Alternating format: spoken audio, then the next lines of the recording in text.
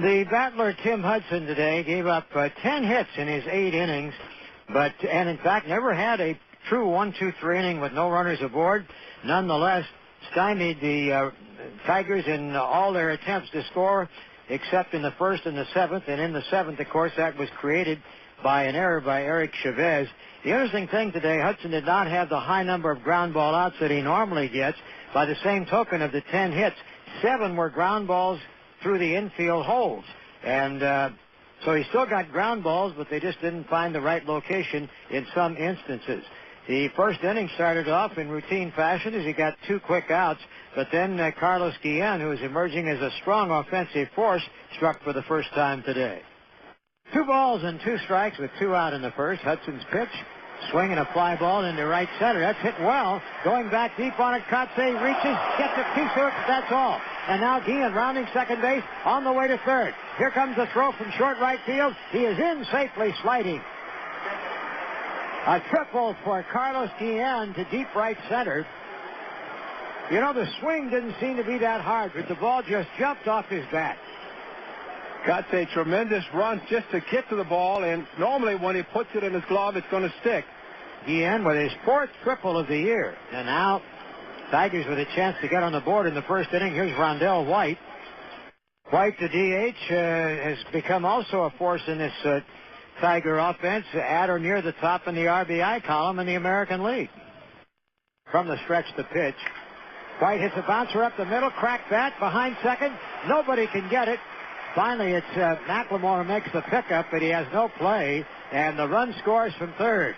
Rondell White gets his 32nd run batted into the year as he cracked the bat, but managed to find just the right area up the middle with 2 out.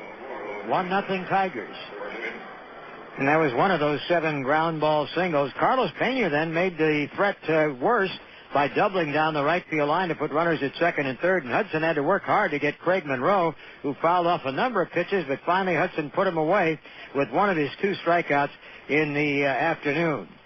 Meantime, Gary Knotts made his second start for the Tigers. His first one came last week, in which he went 5 innings, having been in the bullpen up until that time. The A's had to threaten the first inning. They couldn't capitalize on when Chavez singled and Dye doubled with 2 out, but Hatterberg was a strikeout victim. Then in the third inning, they had another opportunity, this one created in part by Knotts himself, and they were able to take advantage. Knotts walked Eric Burns, the leadoff man. Kotze flied deep to center, but Chavez drew a walk.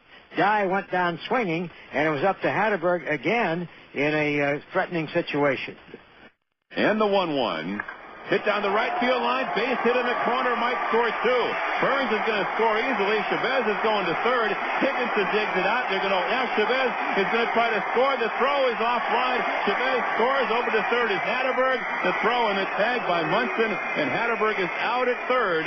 But 2-run score on a double down the right field line by Hatterberg. He's out at third on the throw from the catcher Inge. Back over to third to Munson. And that's the final out of this bottom of the third inning, but the A's take the lead with 2 on Hatterberg's 2-base hit. And after 3, it is 2-1 Athletics. And try as they might, the A's would threaten but not be able to capitalize, meaning Hudson was working on a small margin all afternoon. For example, in the 4th inning, which was Knott's last inning on the hill, Miller singled with 1 out. Crosby doubled with 2 outs to put runners at second and third, but Burns fouled out to first base, and that threat died. Then in the 5th inning against reliever Steve Collier, a pair of walks and a Hatterberg single to right field off the glove of the second baseman Infante loaded him up. But Durazo went down swinging, and then in came Craig Dingman, a right-hander, to pitch to Miller, and he struck him out. So in those 2 innings alone, the A's had left 5 aboard. Meantime, Hudson was shutting down the Tigers from the first inning on, although they had at least 1 runner in every inning. In the 4th, in fact, they had 2 when he hit Munson with a man aboard and 2 out, but he got Inge to hit into a force out. They got a runner to second base in the 5th inning, and in the 6th, just a harmless single. But meantime, we detailed for you the Athletics missing those scoring opportunities, and then in the 6th, they got nothing in a 1-2-3 against Dingman, and that 2-1 lead continued to prevail as every inning, it was, of course, under threat. Then in the 7th, with 1 out, Infante hit a ground ball to Chavez at third. pretty routine, but he threw with plenty of time, but threw wide, pulled Hatterberg off the bag, and that opened the door because Sanchez at the top of the order was the next hitter, and he's been nothing but trouble. And on a perfect execution of the hit and run, Infante went to third as Sanchez single went into right field, and Bobby Higginson, the veteran, came to the plate. And one of the leading members of the Tigers in percentage with runners in scoring position and in RBIs, and he proved why. Infante at third. At first, Sanchez, 2-1 A's. Hudson taking his time. Now Tim up on top, working from the first base side of the slab. 1-1 to Higginson. And the delivery is swung on and stroked to deep left center field. Burns going back, still going, nearing the track, and he can't get it. It's off the wall. Infante will score. Sanchez at third. They're going to try to score him. Here's the throw by Crosby, going to be close to tag the slide, and out at the plate is Sanchez. Holding at second is Higginson, and we have a tie ball game. It's now 2-2. A great relay by the A's. The Tigers have tied it up, but that's out number 2. So a huge relay play in the overall picture of things in a tight ball game like this. They elected to walk Ian intentionally and pitched to Rondell White. He grounded to Crosby, and Hudson got out of the inning with no further damage. But that unearned run had raised the specter of another one of those old devil no decisions that have plagued Tim Hudson over the last couple of years. But in the 8th inning, Durazo, who had been only 1 for 10 in the series and 0 for 3 today, batting against lefty Jamie Walker, got a break when the sure-handed first baseman Carlos Pena mishandled his ground ball for an error, and Durazo had a life. At that point, Alan Trammell, manager of the Tigers, went to Esteban Yan, the big power-throwing right-hander. Miller, the first up, sacrificed Durazo to second base. McLemore grounded out to second. Durazo thus was at third base. Bobby Crosby due up. Billy McMillan got the call off the A's bench to act as a pinch hitter. And here's where things turned in the A's direction. A's and Tigers tied at 2. Yan out of the stretch.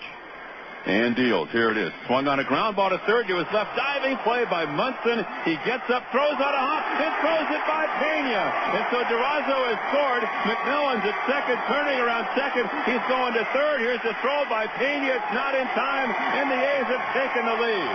It is 3-2 Athletics. And they did it without a base hit. And then as the Tigers came to bat in the 9th inning, Hudson sat down to watch the work of Arthur Rhodes coming out of the bullpen. Hudson had just finished up his only 1-2-3 inning of the day in the 8th. Rhodes came in, grounded out Inge, struck out Omar Infante, but Sanchez, who triggers so much in this Tiger offense, was still ahead as he got behind in the count with 2 strikes, but then hit the ball on the ground. 1 ball, 2 strikes. Again, not giving him a fastball here. Tigers down to their last strike. Rhodes ready. Pours it in. Ground ball hit hard. Hit short. Scudero backhand. Throws. Gets him at first. The speedy Sanchez out by a step. And the A's have taken the series 2-1. Arthur Rhodes with a crisp 1-2-3 9th inning for the save. And so the Athletics are 4 over the 500 mark for the second time this year. They won 5 of the last 6, 8 of the last 10, 10 of the last 13, and Tim Hudson comes home a winner today with his 5th of the year. Rhodes saving his 8th, the final score, the Athletics 3 and the Tigers 2. And by the way, Miller threw out Sanchez trying to steal today, and with that caught steal.